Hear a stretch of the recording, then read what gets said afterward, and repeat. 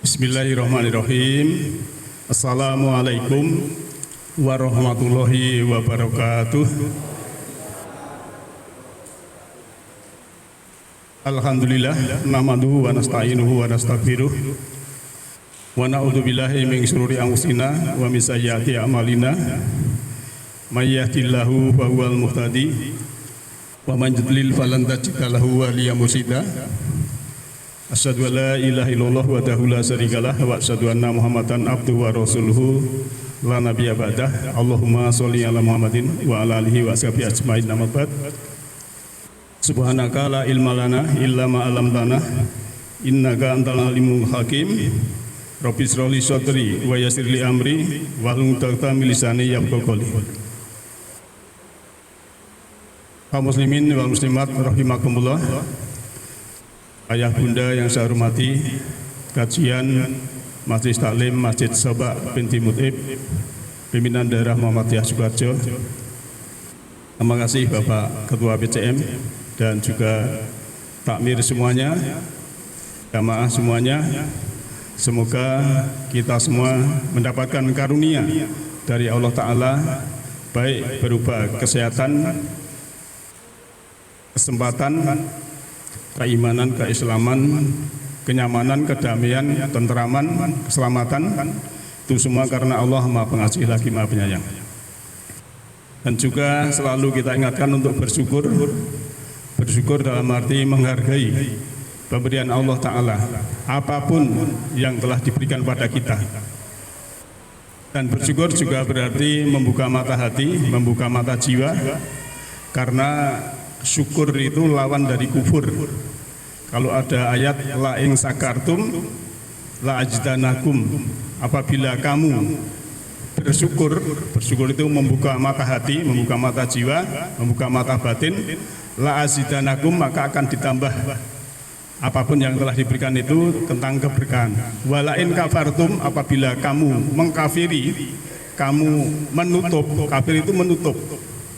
Jadi menutup kalbunya, menutup jiwanya, menutup dirinya, maka siksa Allah akan pedih. Nah ini Bapak Ibu yang sekalian yang saya hormati, oleh karena itu malam ini sesuai tema di undangan, yaitu Ma'rifatullah. Namun sebelumnya kita melihat beberapa ayat yang nanti akan kita bahas tentang Ma'rifatullah. Kita harus percaya dulu bahwa Al-Quran itu tidak kontradiksi. Ayat satu dengan ayat yang lain tidak kontradiksi. Artinya saling menjelaskan, saling melengkapi. Kalau kita membaca surat An-Nisa ayat 82 dan surat Shad ayat 29, suruh mentadaburi juga. Kemudian kalau di dalam surat Al-Imran ayat 138, hadza bayanul linas, ini Al-Quran itu adalah penjelasan untuk manusia. Huda wa rahmah, petunjuk dan rahmat. Lil mutakin, untuk orang, wal maudhuti lil mutakin, dan pelajaran untuk orang yang bertakwa. Artinya kalau redaksinya dibalik, orang bertakwa itu mesti mempelajari Al-Quran kan. Ini sebagai prolog saja biar kita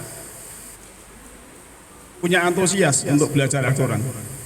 Karena sebaik-baik kita itu oleh Rasulullah juga dikatakan khairukum man ta'allamal Quran wa 'allamahu.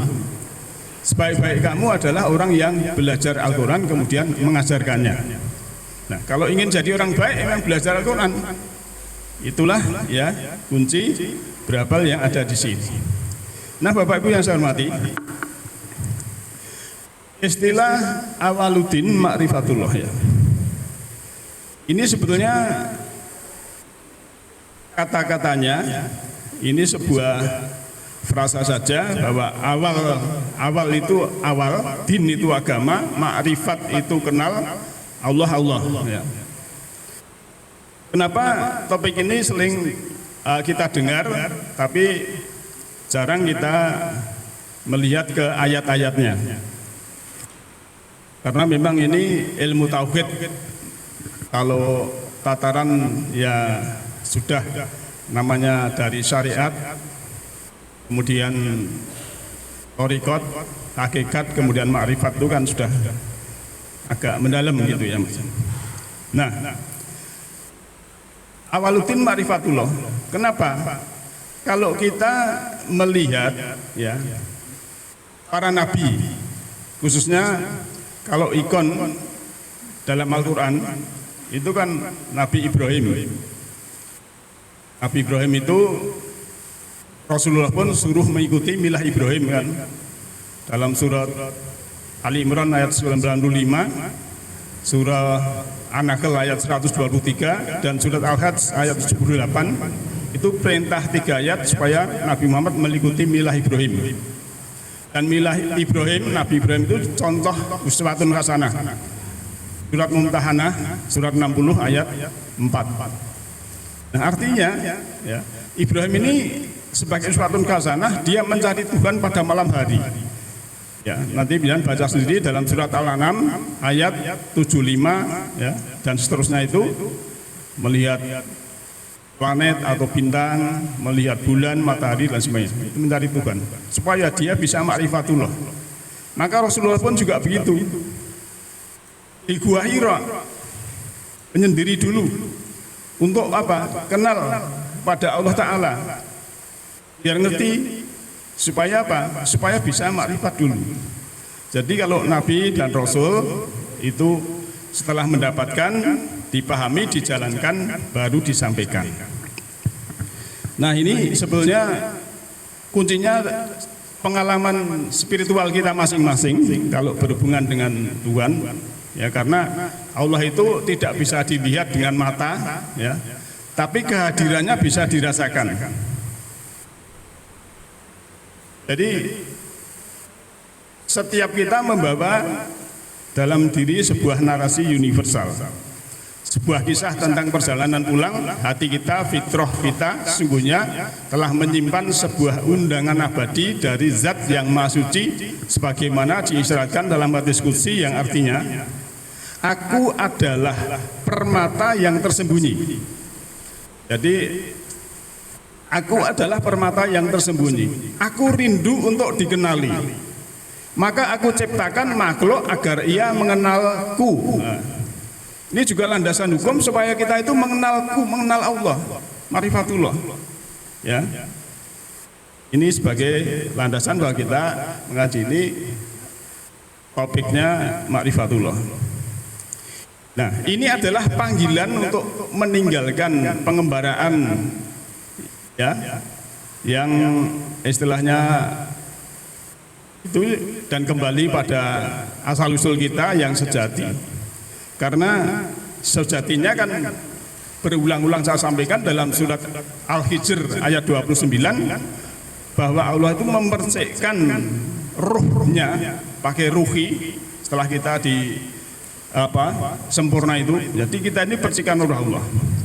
Nah, maka siapa yang mengenal dirinya nanti akan mengenal Tuhannya. Jadi ma'rifatullah yang kita bahas malam ini bukanlah sekadar teori di kepala, melainkan sebuah ilmu puncak yang menuntut kesadaran dan pembuktian landasan ilmiah spiritual. Secara ilmiah dan filosofis ya, ma'rifatullah menuntut pemikiran yang bangkit dan mandiri. Allah Ta'ala memerintahkan kita untuk menggunakan akal secara maksimal. Jadi dalam kita belajar itu memang harus menggunakan akal, Pak. Maka dalam surat Yunus, surat 10, ayat 100, siapa yang tidak menggunakan akal, Allah itu murka. Ya. Jadi akal kita memang, kalau orang tidak berakal tidak kena hukum. Orang gila, orang tidur, anak-anak itu kan. Maka orang berakallah yang oleh Allah dimintai istilahnya apa itu tanggung jawab. Kita lihat sebuah ayat. Ini surah Saba ayat 46. Ini juga sebagai landasan juga. A'udzubillahi minasyaitonirrajim. Bismillahirrahmanirrahim. Qul innama a'idzukum biwahidah antakumu lillahi masna wa furada summa tatafakkaru ma bisahibikum min jinnah inna huwa ila nadhirun lakum baina yadai adabin sadid. Katakanlah, jadi kul ini katakanlah. Kalau dulu yang suruh kul ini kan fi'il amr, kalimat perintah. Siapa yang suruh mengatakan?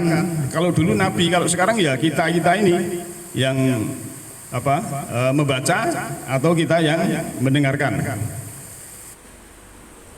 Innama a'idzukum bifahidah.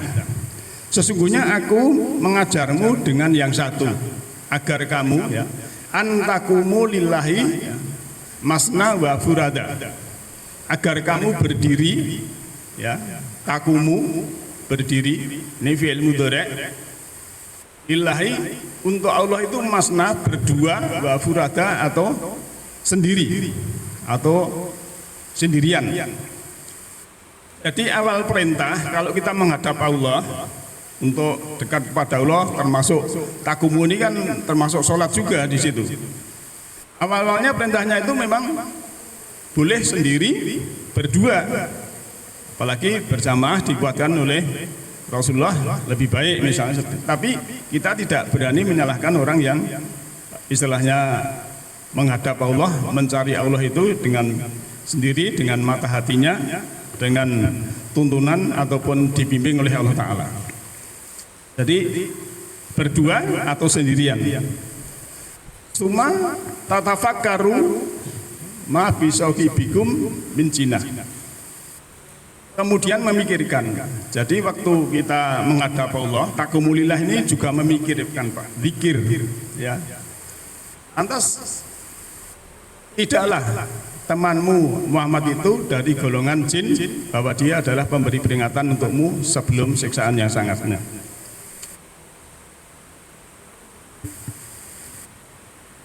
Bapak Ibu yang saya hormati,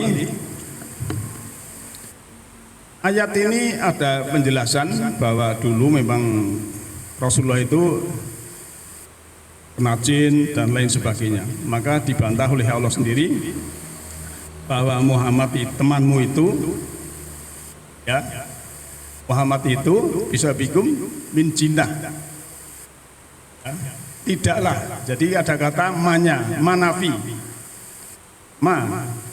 tidaklah temanmu Muhammad itu dari golongan jin, karena ada yang menuduh Muhammad itu bersama jin, tapi cuma nadhiron ya, nadhiron sebagai pemberi peringatan kepada apa? Belum ada siksaan yang pedih. Di ayat lain Rasulullah itu nadhiron juga basiron. Nadhiron juga basiron. Basiron itu begini contohnya. Siapa yang membaca Al-Quran 1 huruf 10 kebaikan, itu suatu apa? Basiron, kabar gembira. Tapi ada nadhironnya. Besok ada orang yang membaca Al-Quran itu tidak melewati tenggorokannya. Artinya tidak mau memikirkan ya. Kalau tidak mau memikirkan kan sama aja kita ini punya saudara di Taiwan sana, bahasanya Mandarin, dapat surat dari bosnya kirim pada kita, saudaramu sakit keras tapi bahasa Mandarin. Lah kita tidak memahami, dibaca terus bahasa Mandarin itu sampai berulang-ulang. Akhirnya ada surat lagi bahasa Mandarin, saudaramu meninggal dunia, dibaca lagi. Ya tenang saja, enggak pahaman gitu. Ibaratnya seperti itu. Maka dalam Al-Quran itu ada tingkatan, di samping Iqra membaca, kemudian utlu perintahnya mentilawah ya, surat Al-Ankabut ayat 45. Kemudian tadabbur itu juga diperintahkan, surat Shad ayat 29 tadi. Nah, sekarang kita masuk ke ayat yang lain.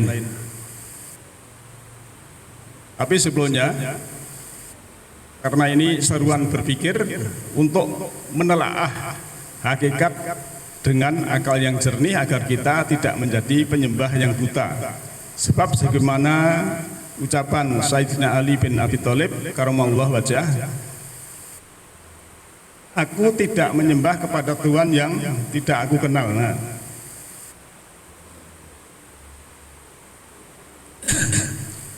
maaf Bapak Ibu, ini saya. Jadi aku tidak menyembah kepada Tuhan yang tidak aku kenal. Artinya kan Ali ini harus sudah ma'rifatullah dulu. Setelah ma'rifatullah baru mengenal. Jadi mengenal Allah adalah awal yang krusial. Ibadah tanpa pengenalan yang benar adalah ritual tanpa jiwa. Tugas kita adalah menggerakkan pengetahuan tentang tauhid menjadi kesadaran, dan puncaknya adalah ma'rifatullah atau pengenalan yang mendalam. Ma'rifatullah adalah pintu gerbang pengabdian sejati. Pengenalan yang mendalam kepada Tuhan akan menghilangkan segala ketakutan kepada selainnya. Ia mewujud menjadi amal soleh yang murni dalam kehidupan kita. Allah menegaskan bahwa puncak dari kerinduan bertemunya adalah pengamalan yang tulus. Tadi sudah saya sebutkan ya, Ibrahim dalam surat Al-An'am 75 sampai 79 itu mencari Tuhan. Nabi Muhammad disuruh mengikuti milah Ibrahim. Tadi sudah saya sebutkan surat 395, surat 16 ayat 123 dan surat 22 ayat 78. Sedangkan Nabi Ibrahim uswatun hasanah tadi juga sudah saya sebutkan surat Mumtahanah ayat 4. Maka Muhammad dengan intuisi yang kuat, ya, intuisi itu suatu kecerdasan hati nurani, Pak, mencari Tuhan di Gua Hira. Selanjutnya dengan perjalanan waktu Nabi Muhammad meneruskan ajaran dan mengikuti Nabi Ibrahim. Jadi seorang Rasul dan Nabi itu kalau kita melihat sejarahnya, intuisinya itu sangat cerdas. Jadi bukan bodoh ya, tapi sudah fatonah, sudah istilahnya cerdas, intuisinya kuat, kecerdasan jiwanya, hati nuraninya itu bagus. Nah, caranya gimana untuk kita semua? Yaitu merasakan kehadirannya. Ya, ini bisa dilihat ya, kelihatan cedok ya. Ya, alhamdulillah LCD baru jadi kelihatan cedok.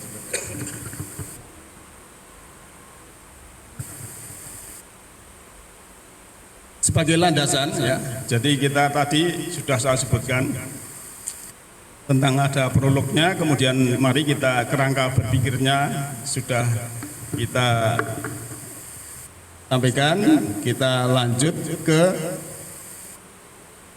merasakan kehadiran Allah sebagai landasan untuk ma'rifatullah.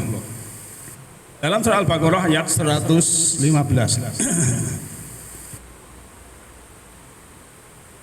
Pak Aris, bantu baca Pak.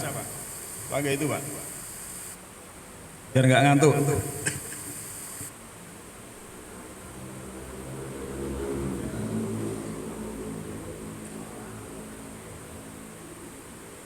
Tidak kelihatan. Ya, kita baca walillahil masriku wal magribu fa idama tuwallu fasamma wajhullahi innallaha wasi'un alim. Bersemuanya sakit bilang. Angwas. Tak kita. Dan kepunyaan Allah lah timur dan barat. Maka kemanapun kamu menghadap, disitulah wajah Allah. Ya.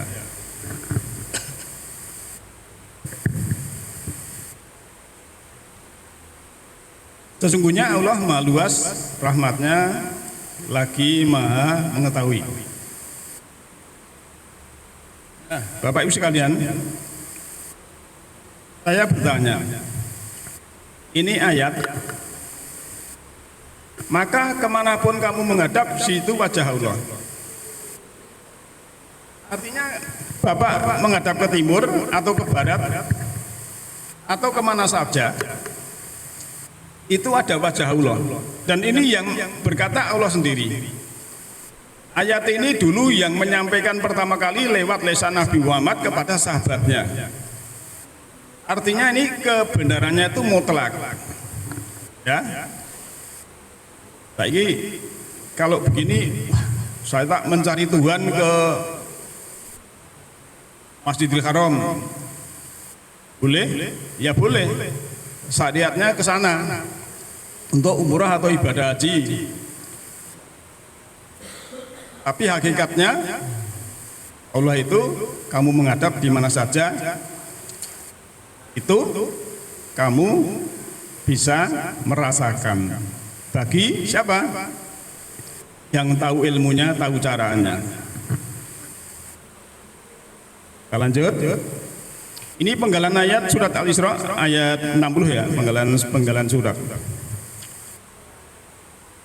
Wa id qulna ya laka inna rabbaka akhata binas. Dan ingatlah ketika kami wahyukan kepadamu, sungguhnya ya Tuhanmu meliputi segala manusia. Kalau diterjemahkan diberi kurung ilmu, Pak. Tapi sebenarnya kan itu tidak ada ilmunya, harusnya ya inna sesungguhnya Rabbaka, Rabb engkau, Tuhan engkau, akhata binas meliputi segala manusia. Artinya Tuhan ini meliputi segala manusia itu Pak Arisdi manusia, meliputi Pak Aris. Pak Ketua PCM diliputi Allah. Pak Sarno SMI diliputi Allah, dan Bapak Penyeles semua diliputi, ada ibu-ibu juga. Artinya sebetulnya secara ilmu sains ya kuantumnya kita ini sama semua di alam roh, kemudian telah sama bisa diberi casing seperti kita ini. Maka saya sering mengajak Bapak Ibu untuk menjejer foto dari SD, SMP sampai punya cucu dijejer fotonya. Namanya A, namanya Pak Rizdi di foto. Ini janjane Rizdi sing ndi to. Bukan semua ternyata foto itu gambar-gambar itu. Dan wajah itu karena berubah. Nah, Rizdi yang sungguhnya adalah yang ada di dalam itu, atau jiwanya itu, atau ruhnya itu. Nah, maka nanti pelan-pelan ya, untuk Bapak Ibu yang mungkin kok ayatnya begitu, tapi piye ya gitu kan. Nah, kalau piye itu gini Pak, sesuatu itu jangan ditelan mentah dulu. Ibaratnya kita itu makanan itu kita kunyah-kunyah dulu. Setelah kita kunyah dulu, kalau tidak, kalau enak ya ditelan.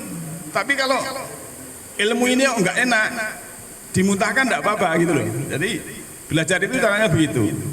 Tapi saya maaf, yang namanya ayat Al-Quran itu kebenarannya mutlak ya.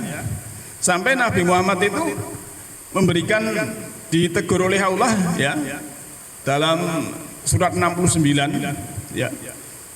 Muhammad, kalau kamu mengatasnamakan Allah, berkata atas nama Allah ya, saya potong urat nadi lehermu, urat nadimu, urat jantungmu gitu. Terus Nabi juga berkata, siapa yang berdusta atas nama saya, siap-siaplah duduk di api neraka. Nah ini artinya kan ayat itu dulu yang mengatakan pertama kali adalah Rasulullah Muhammad Shallallahu Alaihi Wasallam. Nah, kita lanjut dulu. Ya, ini landasan hukum juga. Mungkin Bapak Ibu juga hafal, pernah dengar. Saya juga bola bali. Tapi ini saya tunjukkan ayatnya biar kelihatan ya. Surat 50 itu surat Shot ya, ayatnya 16. A'udzu billahi minasyaitonir rajim. Walaqad khalaqnal insana wa na'lamu ma tuwaswisu bihi nafsuh. Wa nahnu aqrabu ilaihi min hablil warid. Walaqad, wa dan lakot ini lam takkid, artinya sungguh. Kodenya ini artinya juga sungguh-sungguh. Artinya ini penekanan dari Allah, sungguh-sungguhnya double. Sungguh-sungguh. Kholakna itu dobernya Allah kami. Bil mati telah menciptakan. Kami telah menciptakan al-insana manusia. Wa na'lamu, dan kami mengetahui ma tuwaswisu bihi nafsuhu, apa-apa yang dibisikkan bihi, ya, tadi nafsu dalam jiwanya. Jadi Allah itu kita punya bisikan apa? Mau bohong, mau jujur, itu sudah tahu. Antas dikuatkan, wa nahnu, dan kami akrobu. Ini ya isim a'dzam, kalimat superlatif dari koroba, yakrobu yang artinya lebih dekat. Ilahi kepadanya, min dari kablil warid, urat nadi lehernya. Jadi Allah itu lebih dekat dari urat nadi leher kita. Kalau kita mengetahui, tahu ilmunya, tahu caranya, bisa merasakan. Sekarang tanya saya pada ibu-ibu, kalau ada ayat begini, Allah lebih dekat dari urat nadi leher kita, apakah kita mencari Allah itu pergi jauh? Pergi jauh atau cukup di sini? Kalau yang benar jawabannya, karena tadi di mana saja kita juga menghadap Allah, tapi jarang orang yang bisa merasakan. Maka mengenal Allah dengan benar itu penting. Sebab kalau mengenal Allah tidak benar, sesungguhnya Allah yang Marohim, Rahman Rahim, Maha Pengasih Penyayang, nanti lempari rumah orang pakai Allahu Akbar. Mana ada Tuhan, ada Allah yang melempari rumah orang. Ini karena apa? Karena makrifatullahnya tidak pas. Wong Tuhan bersama dia lebih dekat dari urat nadi lehernya, kok membalangi rumah orang dengan takbir. Ini kan tidak pas. Rusak warung orang, bulan puasa dan lain sebagainya, itu bagi saya juga tidak sesuai dengan kaidah yang berhubungan dengan Al-Quran. Masih saya kuatkan, Pak, untuk kita masih mengenal Allah. Dalam surat Al-Hadid, ya, ayat 3 dulu. Wal awalu wal akhiru wal dohiru wal batinu wa huwa bikulli syai'in alim. Dia yang awal, dia yang akhir, dia yang dohir, dia yang batin, dan dia ya mengetahui segala sesuatu. Ini pembahasannya sebenarnya panjang. Memang ma'rifatullah itu harus dialami, bukan bisa ditularkan, tidak bisa, Pak. Orang yang sampai kepada Allah itu macam-macam kejadiannya. Ada yang sampai kepada Allah bisa merasakan itu karena keluarganya meninggal. Setelah keluarganya meninggal, dia mencari Allah, ke masjid rajin, sholat rajin, ngaji rajin, ya.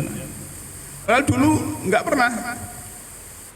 Atau jatuh miskin, pas kaya nggak mau ke masjid, pas jatuh miskin lagi ke masjid.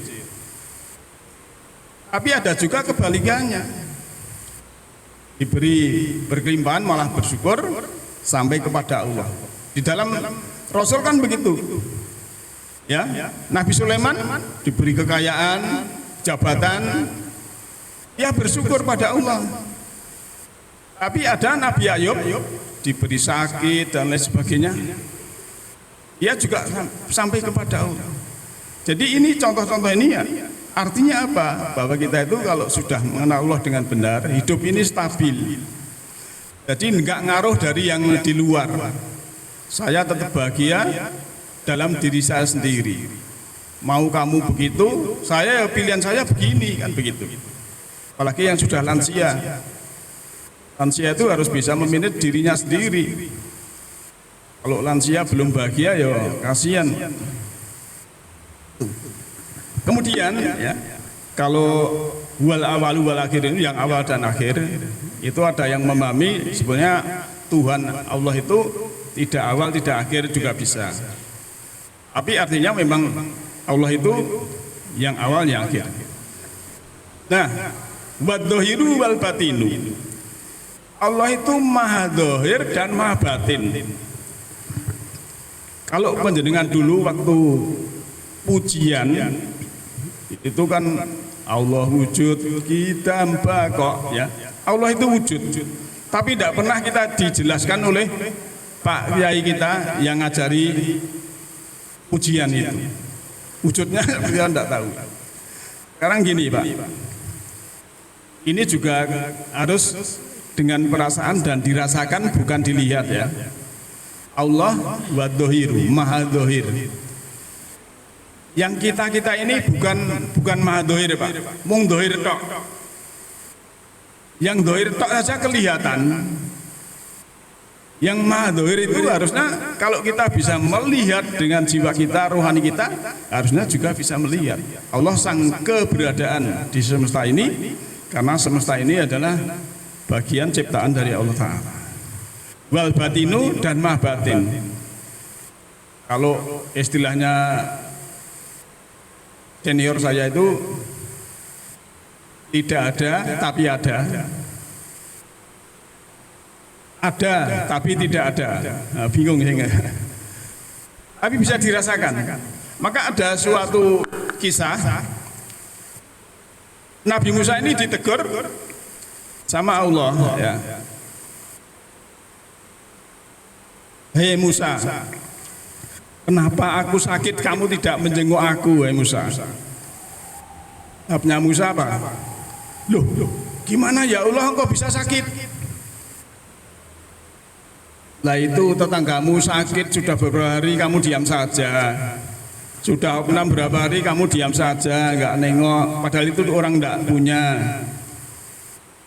Oh begitu. Ternyata kalau kita memahami dari riwayat ini, Allah itu sebenarnya hadir setiap waktu, setiap saat kepada kita, namun kita tidak merasakan. Kita jualan sampai jam 10 belum laku Pak. Dari jam 9, jam 8 ada orang pengamen, ada orang minta-minta. Kita jangan marah. Mungkin Allah ini hadir lewat orang itu supaya kita itu bersabar melihatkan, memberikan sedekah.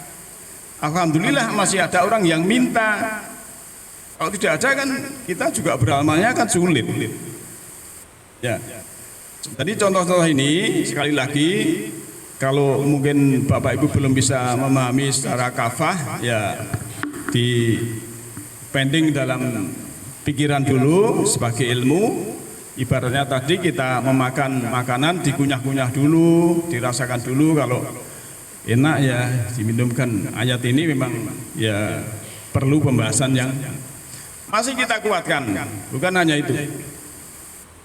Kalau tadi ayat 3, ini ayat 4. Penggalan ayatnya begini, lebih mantap ini. Kalau saya ngomentari di grup itu, nek barang sing apa mesti jos mantap lanjutkan.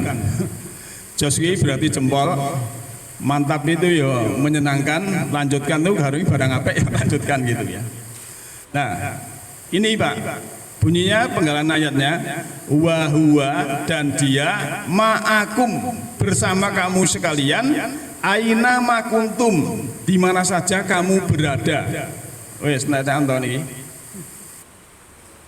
Kowe ning ngendi wae itu bersama Allah, bersama engkau. Wallahu bima ta'maluna basir. Dan Allah Maha melihat apa yang kamu kerjakan. Nah, saya jarang bersama Allah. Nah, nanti kita melihat supaya bersama Allah itu dari mana ya? Ya kita melihat keterangan dari Allah sendiri. Kalau kita mengaji lewat keterangan Allah sendiri itu penak Pak. Dan itu kebenarannya mutlak. Kadang saya membaca WA dan lain itu, takwa menurut imam ini, takwa menurut ini dan sebagainya. Lah mbok takwa menurut Allah, menurut Quran itu kan jelas toh. Takwa menurut Quran, takwa itu surah Al-Baqarah ayat 2 sampai 4, Al-Baqarah ayat 177, Ali Imran 134, 135 niku kan wong takwa kabeh. Pun jelas mriku misalnya. Tapi tidak lihat keterangan orang dan lain sebagainya. Ya enggak apa-apa, itu memang levelnya begitu ya. Memang Al-Qur'an itu ibaratnya buah kelapa. Kalau kita kelapa itu kan kalau dapat kulitnya itu kan serabut saja.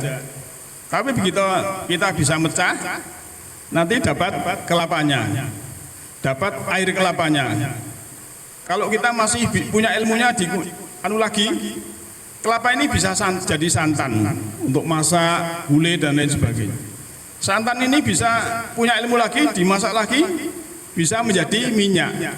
Minyak bisa mematangkan barang yang mentah. Nah, artinya kalau jiwa-jiwa yang mentah itu kalau sudah menggali Al-Quran dengan sungguhnya, insya Allah akan menjadi matang. Jadi ini wa huwa ma'akum aina ma kuntum, ini harus kita ingat-ingat, kita hafalkan.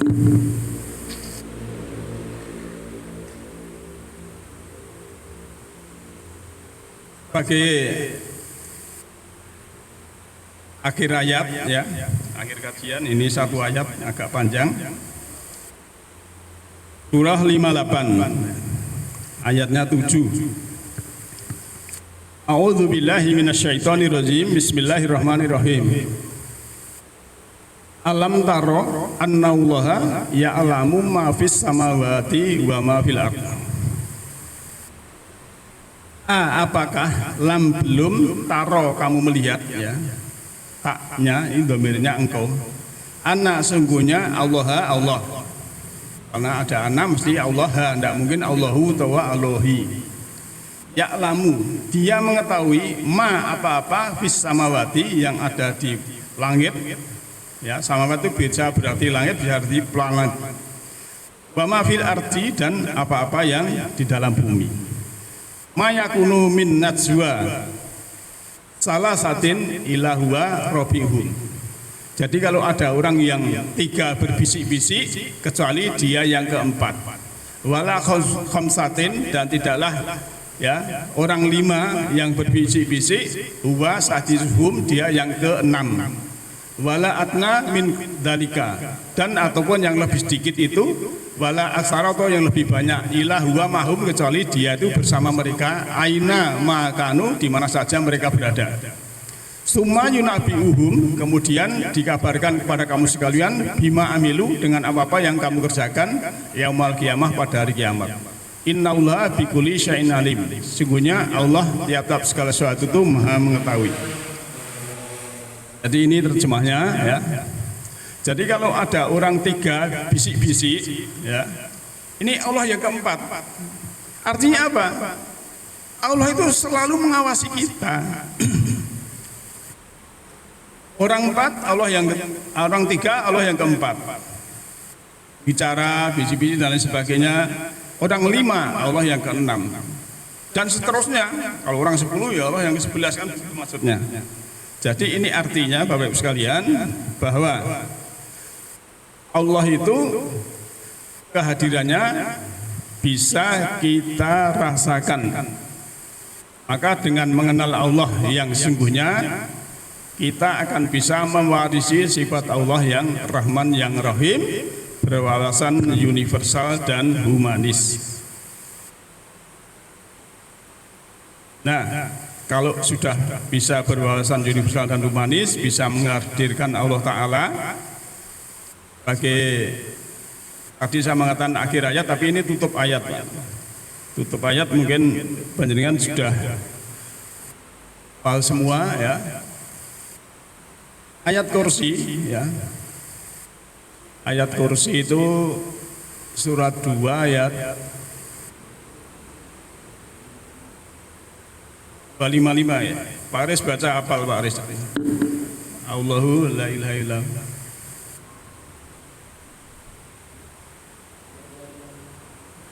Apa tuh Pak? Allahu la ilaha illallah. Pakai mic dong. A'udzu billahi minasyaitonir rajim. Allahu la ilaha illa wal hayyul qayyum, la ta'khudhuhu sinatun wa la naum. Lahu ma fis samawati wa ma fil ardh. Man dzalladzi yasfa'u indahu illa biiznih. Ya'lamu ma baina aydihim wa ma khalfahum wa la yuhituna bi syai'in min ilmihi illa bima syaa. Wasi'a kursiyyus samawati wal ard wa la ya'uduhu hifdhuhuma wa huwal aliyyul azim. Jadi itu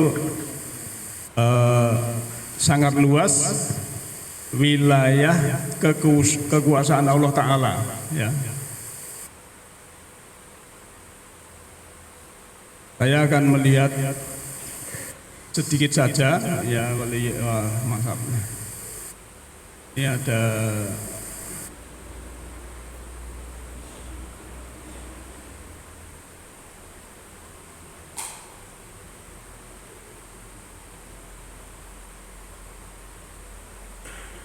jadi Allah itu wasi'a kursiyyuhus samawati wal ard.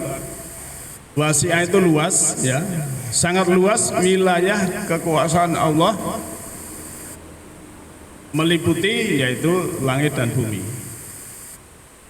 Ini ilustrasi saja, ya, supaya kita memahami. Walaupun ya sudah paham. Ini gambar galaksi Bapak sekalian. Kalau ada titik kecil itu matahari, ya, itu satu bintang. Jadi matahari kita itu satu bintang. Bumi yang kita diami ini, padahal bumi kita itu para ahli memperkirakan 600 triliun ton. Ya, sudah tidak kelihatan.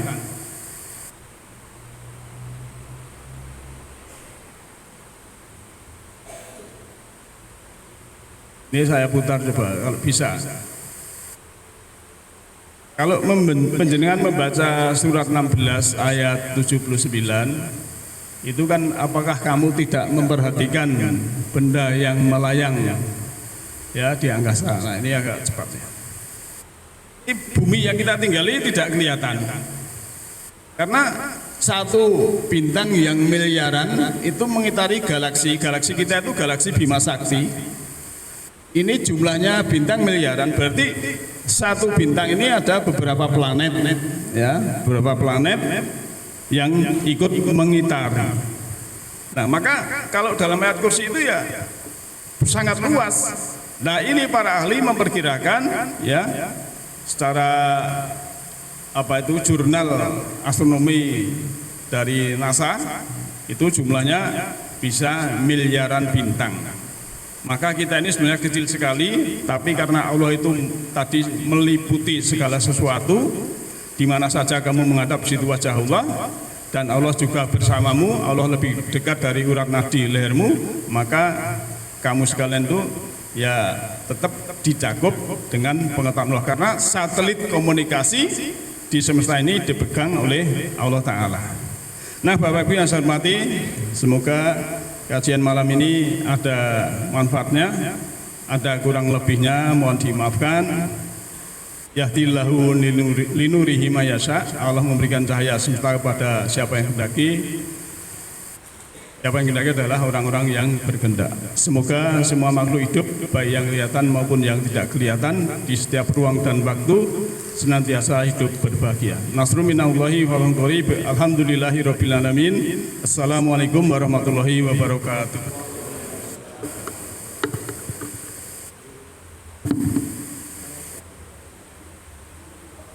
Jamaah sekalian, ini tadi kajian yang disampaikan oleh Bapak Rosid. Ini ada kesempatan tanya jawab sesuai dengan tema tadi. Sebaiknya sesuai dengan tema, yaitu kehadiran